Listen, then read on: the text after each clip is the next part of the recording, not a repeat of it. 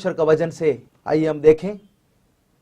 भजन संहिता 30 अध्याय 9 पद हम ऐसा पढ़ते हैं, जब मैं कब्र में चला जाऊंगा तब मेरे लहू से क्या लाभ होगा। क्या मिट्टी तेरा धन्यवाद कर सकती है? क्या वह तेरी सच्चाई का प्रचार कर सकती है? और उसका 11 पद में, तूने मेरे लिए विलाप को नृत्य में बदल डाला, तूने मेरा टाट उतरवाकर मेरी कमर में आनंद का पटका बांधा है। दाऊद जब विपत्ति में पड़ा और दुख उसके जीवन में आ गया और वो विलाप में बदल गया, उस समय में परमेश्वर का हाथ उसके जीवन में उसको दिखाई दिया। परमेश्वर ने उसको उस संकट से जब बाहर निकाला, तो वो लिखता है, तूने मेरे लिए विलाप को नृत्य में बदल डाला, तूने मेरे टाट उतरवाकर मेरी कमर में आनंद का पटका बांधा है। परमेश्वर किया हुआ उस महान कार्य के लिए दाऊद यहां पर परमेश्वर को धन्यवाद दे रहे हैं, लेकिन उसी समय उससे पहले वो एक बात को स्मरण करता है, वो बहुत महत्वपूर्ण है। वो ऐसे कहता है, अगर ये संकट में मैं खत्म हो जाता, अगर मैं कब्र में चला जाता, तो मैं फिर परमेश्वर का धन्यवाद नहीं कर सकता था, क्योंकि जब मैं मिट्टी में मिल जाऊंगा, मिट्टी परमेश्वर का धन्यवाद नहीं कर सकती है और उसके सच्चाई का प्रचार नहीं कर सकती है। तो इसलिए परमेश्वर को वो धन्यवाद देता है, परमेश्वर तूने मेरे विलाप को नृत्य में बदल डाला और तूने टाट उतरवाकर मुझे आनंद का पटका बांधा है, और मैं मृत्यु में नहीं चला गया, मैं नष्ट नहीं हुआ, मैं सत्यानाश नहीं हुआ। और ये काम हम भी करते हैं। परमेश्वर का एक एक बड़े बड़े कार्य को हम स्मरण करते हैं। हमारे जीवन में हमारे विनती से बढ़कर समझ से आगे काम करता हुआ इस परमेश्वर को, प्रभु यीशु मसीह को हम धन्यवाद चढ़ाते हैं, स्तुति करते हैं। लेकिन ये जो लिखा हुआ इसका दूसरी तरफ हम देखें, मृत्यु कभी भी हमारे जीवन में आ सकता है। वो एक बिन बुलाए मेहमान है, हम जानते हैं। कभी भी वो एक नोटिस देकर नहीं है आते हैं, और इस दुनिया का सबसे बड़ा चालाक व्यक्ति भी उसके हाथ से बच नहीं सकता अपने होशियारी से। और मृत्यु जब हमारे दरवाजे पे खटखटाते हैं तो हमें उसके साथ जाना पड़ता है। जो अपने पास बंदूक रखते हैं वो बंदूक दिखाकर मृत्यु को वापस नहीं करा पाएंगे। जो रिश्वत देकर काम कराते हैं, अपने प्रभाव का शक्ति से दूसरों का हक छीन लेते हैं और अपने फायदे के लिए सब कुछ इकट्ठा करते हैं, वो अपने प्रभाव से, अपनी शक्ति से उस मृत्यु को रिश्वत देकर या किसी न किसी तरह उसके ऊपर प्रभाव डालकर उस मृत्यु को वापस नहीं करा सकता है। और कौन सा समय में यह मृत्यु आएगा उसके बारे में भी हम नहीं बता सकते हैं। किसी भी समय यह हमें पकड़ सकता है। हम कल का दिन के लिए, अगले समर में हम क्या करें, विंटर में हम क्या करें, अगले वर्ष में हम क्या करेंगे, इन सब के बारे में हम योजना बनाते हैं, उसके लिए प्रार्थना करते हैं। लेकिन हम जानते हैं आज अगर मृत्यु हमारे दरवाजे पे खटखटाया तो वो सारे बातों को, सारे योजनाओं को यही छोड़कर मृत्यु के साथ हमें जाना पड़ेगा।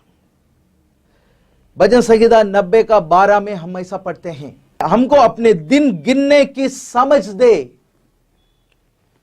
कि हम बुद्धिमान हो जाए। हम बुद्धिमान व्यक्ति उसको बोलते हैं जो अपने जीवन के बारे में आने वाले वर्षों के लिए बहुत सारे योजनाएं बनाते हैं, या आने वाले दिनों के लिए अपने लिए बहुत कुछ इकट्ठा करके रखते हैं। सोचते हैं खाऊंगा पीऊंगा मौज मनाऊंगा जिंदगी बिताऊंगा, ऐसे सोचते हैं। ऐसे व्यक्तियों को हम बोलते हैं बड़ा बुद्धिमान है, वो कल के बारे में भी सोचता है। लेकिन परमेश्वर का वचन यहां पर कहता है कल के बारे में सोचने वाला नहीं, अपने दिन गिनने के लिए जिसके पास समझ है वो है परमेश्वर के नजर में बुद्धिमान व्यक्ति। ऐसा है तो हमारे जीवन का हर दिन को हमें एक बहुमूल्य अवसर समझकर इस धरती में जीना चाहिए। लेकिन आज हम ऐसा सोचें मेरे प्रियो, अच्छा है परमेश्वर हमें भला रखा है, भलाई हमारे जीवन में दिया है, बड़े अनुग्रह दिया है, उसके अनुग्रह के तले हमें रखते हैं, हाथ पकड़कर वो हमें चलाते हैं। हमारा हर संकट के वक्त में परमेश्वर हमारा साथ रहता है, प्रभु का धन्यवाद हो। लेकिन क्यों ना हम ऐसा सोचें, अगर मैं आज गुजर गया, कल से मैं परमेश्वर का सच्चाई का प्रचार नहीं कर पाऊंगा, कल से मैं परमेश्वर को धन्यवाद नहीं दे पाऊंगा। इसलिए आज जो मुझे परमेश्वर ने दिया हुआ है उस बात को मैं परमेश्वर का महिमा के लिए करूं, परमेश्वर का सच्चाई का प्रचार करने के लिए मैं आज का दिन को इस्तेमाल करूं। क्योंकि अगर ये शरीर से मेरा प्राण चला गया तो कल के दिन में मैं परमेश्वर का सच्चाई का प्रचार नहीं कर पाऊंगा। कल के दिन में परमेश्वर को अपने दिल से धन्यवाद नहीं दे पाऊंगा। ऐसा है तो आज मेरे जीवन में मिला हुआ यह अवसर एक बहुमूल्य अवसर है। हम दो लोगों को उठाना चाहते हैं बाइबल से, जिनके बारे में देखना चाहते हैं कि इन दोनों को परमेश्वर ने अवसर दिया था और उन्होंने कैसा परमेश्वर के लिए उसको इस्तेमाल किया, और आखिरी में उन दोनों ने क्या बोला है उसके बारे में आइए हम देखें। इन दोनों का नाम शाऊल है। पुराने नियम के अंदर शमूएल का पुस्तक में हम एक शाऊल को देखते हैं जिसको परमेश्वर ने इस्राएल का पहला राजा होने के लिए चुना है। उसके अंदर बहुत सारे खूबियां थे, उसके कारण नहीं, बल्कि परमेश्वर ने उसको देखा, उसको चाहा, उस पर परमेश्वर का अनुग्रह का दृष्टि आया। जो एक बैल का पीछे घूम रहा था, बैल खो गया है और बैल को ढूंढने के लिए निकलता है, उसका काम क्या है हमें पता है, बैलों को पालना, उसको इस्तेमाल कर कर जमीन को जोतना, यह सब काम होगा उसका। उससे बड़ा कोई महान व्यक्ति नहीं था, वो कोई महानता कहने के लिए उसके अंदर कुछ भी नहीं था। जब वो शून्य था, कुछ भी नहीं था, परमेश्वर ने उसको चुना। परमेश्वर ने अपने नबी शमूएल से कहा कि तू उसको अभिषेक करना ताकि वो मेरे प्रजा के लिए राजा बनकर परमेश्वर का इच्छा के अनुसार परमेश्वर के आज्ञा का पालन करे और परमेश्वर का प्रजा को चलाए। का बैल को चलाने का एक काम से परमेश्वर ने उसको उठाकर देश को चलाने का, अपने प्रजा का राजा होने के लिए परमेश्वर ने उसको चुना। अपनी शक्ति से, अपने बुद्धि से वो काम वो नहीं कर सकता था, इसलिए परमेश्वर ने उसको अपना अभिषेक दिया, अपना सामर्थ दिया, अपना अधिकार दिया ताकि वो इस्राएल के ऊपर राज करे। लोगों ने उसका अंगीकार नहीं किया शुरुआत में, लेकिन परमेश्वर ने उन दिलों को शाऊल की ओर किया और शाऊल को राजा के रूप में अंगीकार करने के लिए उनका हृदय में परमेश्वर ने काम किया। इस्राएल राज्य में उससे पहले कोई राजा नहीं था, इस्राएल का पहला राजा। सीखने के लिए या किसी से सलाह लेने के लिए शाऊल के पास कोई व्यक्ति नहीं था, लेकिन परमेश्वर ने खुद उसको सिखाया, परमेश्वर ने खुद उसको आदेश दिया कि क्या करें, करना क्या है। परमेश्वर का आज्ञा उसके पास निरंतर आता रहा और जो काम परमेश्वर ने उसको सौंपा उसमें विजयी होने के लिए अधिकार और सामर्थ्य भी परमेश्वर ने शाऊल को दे दिया। लेकिन परमेश्वर का दिया हुआ इस बहुत बड़ा जिम्मेदारी जो मेरे कंधे पर परमेश्वर ने रखा है, उसको शाऊल समझ नहीं सका। यह एक बहुमूल्य अवसर है जिस परमेश्वर ने मुझे सृजा, जिसने मुझे बड़ा किया, जिसने मुझे उन बैलों के बीच में से उठाकर देश का सिंहासन पर बिठाया, उस परमेश्वर का दिया हुआ उस बहुमूल्य अवसर को वो समझ नहीं सका। मेरे प्रियो, परमेश्वर का दिया हुआ अवसर को हम कैसे समझेंगे? 100% उसका आज्ञा का पालन करते हुए। जिस कार्य के लिए हमें बुलाया है, जो कार्य हमारे जीवन में सौंपा है और जिस रीति से करना है, उसके लिए परमेश्वर ने जो दिया है, वो बात अगर हम पूरा आज्ञाकारिता से करते हैं तो परमेश्वर का उस बहुमूल्य अवसर को हम इस्तेमाल करते हैं, उसको समझते हैं। लेकिन परमेश्वर ने कुछ सौंपा। परमेश्वर ने चाहा कि हमारे चारों ओर बहुत पीड़ित लोग हैं, बीमारी में पड़े हुए हैं, दुख में पड़े हुए हैं, संकट में पड़े हुए हैं, दुष्टात्माओं के जकड़ में पड़े हुए हैं, आपसी घृणा में पड़े हुए हैं, परिवार टूट रहे हैं, जवान लोग बुरी आदतों में पड़कर नाश हो रहे हैं और उनको बचाने के लिए परमेश्वर का दिल है। उनको बचाने के लिए, उनके जीवन को अच्छा बनाने के लिए परमेश्वर चाहता है और वो जिम्मेदारी है परमेश्वर ने हमारे जीवनों में दे रखा है। अगर प्रभु यीशु मसीह ने आपको बुलाया, प्रभु यीशु मसीह ने अपना वचन आपको दिया, प्रभु यीशु मसीह ने अपने कलीसिया में आपको लेके आया, प्रभु यीशु मसीह ने अपना अभिषेक आपको अगर दे दिया, तो उसका अर्थ यह है प्रभु यीशु मसीह इस जगत में जो करना चाहता है उस कार्य का जिम्मेदारी आपके हाथ में दे दिया है। उसको संपूर्ण रीति से, पूर्ण आज्ञाकारिता से करने के लिए जो प्रयास हमारे जीवन से होता है, वो है परमेश्वर का दिया हुआ बहुमूल्य अवसर को हम समझते हैं और उसको इस्तेमाल करते हैं। अवसर दिया गया शाऊल को, जहां जहां शाऊल गया परमेश्वर ने उसको विजय दिया, देश के लोगों को उसके ओर कर दिया और वो इस्राएल में राज करता रहा। दूसरा शाऊल के बारे में हम देखते हैं, दूसरा शाऊल को भी प्रभु यीशु मसीह ने चुना और ये दूसरा शाऊल बहुत कुछ था। अगर पहला शाऊल कुछ भी नहीं था तो ये बहुत कुछ था। ये धर्म गुरु था, फरीसी था,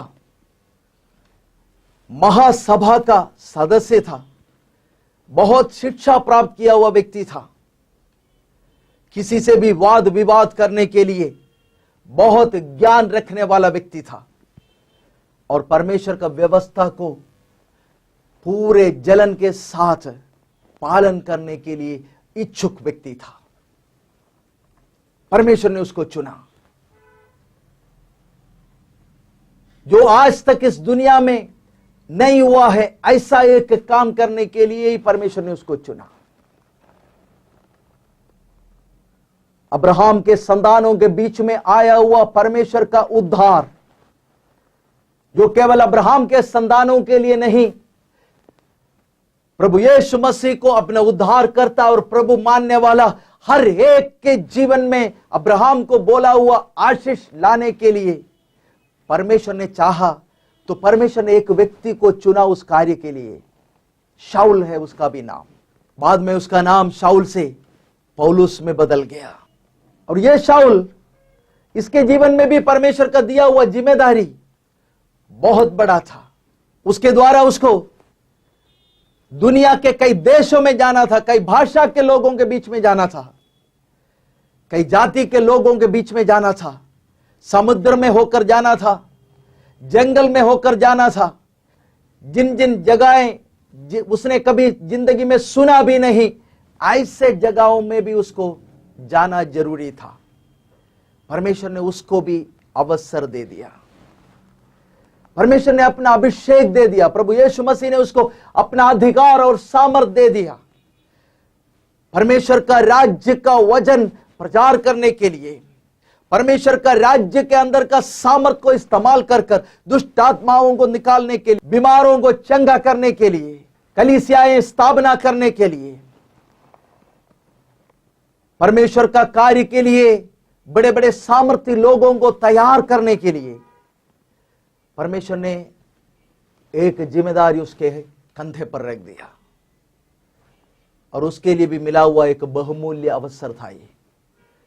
अगर पहला शाऊल को पूरा इस्राएल को चलाने का एक जिम्मेदारी दिया गया, दूसरा शाऊल को परमेश्वर ने पूरा दुनिया में उद्धार का संदेश फैलाने के लिए जाति जाति के लोगों के बीच में परमेश्वर का संदेश पहुंचाने के लिए परमेश्वर ने जिम्मेदारी दे दिया।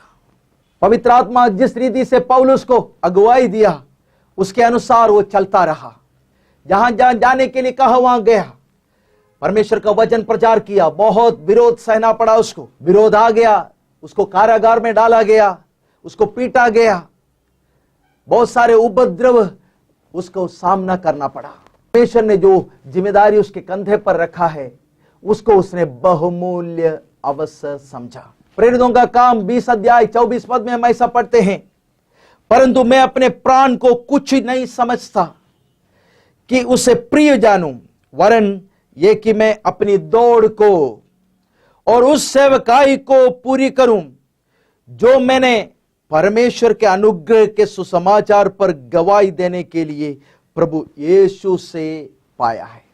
यहां पर पौलुस कहता है उपद्रव है मेरे जीवन में, कारागार है मेरे जीवन में, पिटाई है मेरे जीवन में, भूखमरी है, यात्रा करना पड़ता है, डरावनी बहुत सारी बातें जिसका मुझे सामना करना पड़ता है, लेकिन मैं अपनी प्राण को इतना प्रिय नहीं जानता। मैं उसको प्रिय जानता हूं जो परमेश्वर ने मेरे कंधे पर रखा है। मैं उसको बहुमूल्य अवसर समझता हूं। परमेश्वर का दिया हुआ एक बहुमूल्य अवसर है वो मेरे जीवन में। मैं परमेश्वर का सच्चाई का प्रचार करूं, परमेश्वर का मैं धन्यवाद करूं, उसके लिए मुझे दिया हुआ बहुमूल्य अवसर है वो।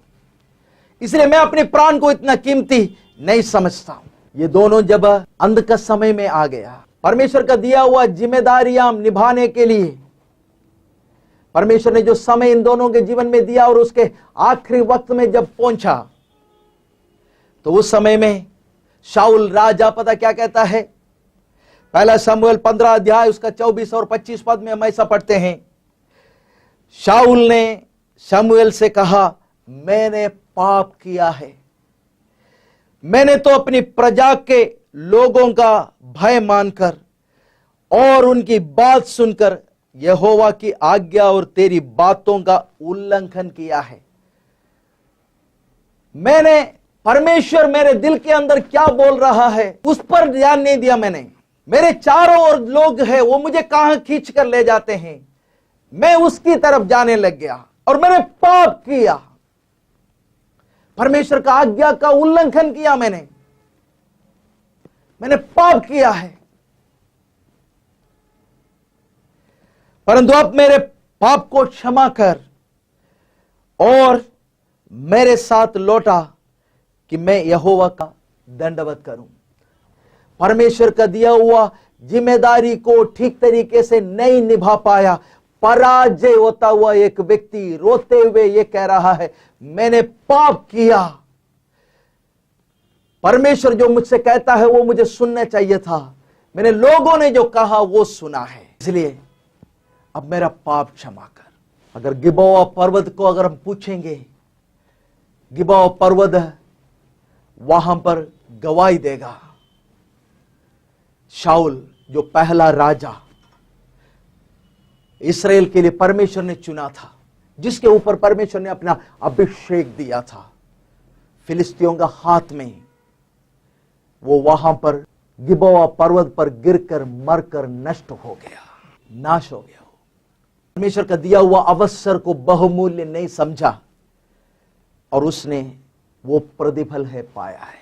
लेकिन जो परमेश्वर का दिया हुआ उस जिम्मेदारी को बहुमूल्य अवसर समझकर, अपना प्राण को भी तुच्छ जानकर, मेरे चारों ओर लोग क्या बोलता है उसको नहीं सुनना है मुझे, परमेश्वर मुझसे क्या कहता है वो सुनना है मुझे, ऐसा सोचकर, ऐसा समझकर, ऐसे ठानकर जो आगे बढ़ा।